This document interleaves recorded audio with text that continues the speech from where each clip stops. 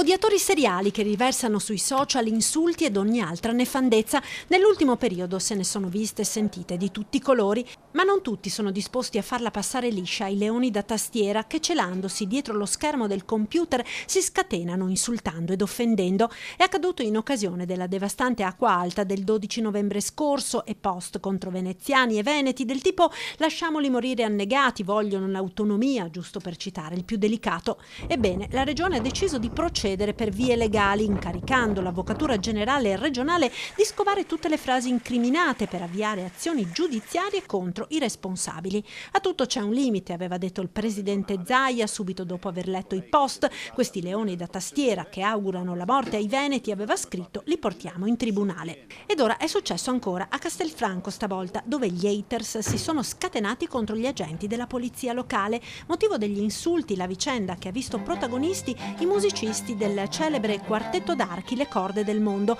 allontanati venerdì scorso dai vigili urbani mentre si esibivano in piazza Giorgione. La faccenda è stata subito chiarita senza alcuna polemica dai diretti interessati, che non avevano l'autorizzazione semplicemente perché, non trovando l'apposita modulistica nel sito del comune, pensavano non servisse, come del resto accade in altre città. C'è stato anche un contatto chiarificatore, tant'è che i talentuosi giovani del celebre quartetto sono stati invitati, stavolta autorizzati, a suonare in città.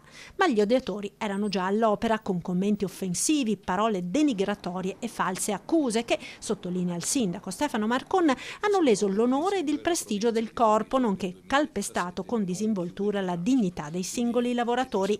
Bisogna precisare, sottolinea la comandante della polizia locale, che si può esprimere il proprio pensiero anche in modo civile. C'è la convinzione che sui social si possa scrivere qualsiasi cosa senza conseguenze, ma l'offesa, una volta pubblicata, raggiunge più destinatari ed assume pertanto un carattere pubblico. L'amministrazione comunale sta valutando di procedere con querela.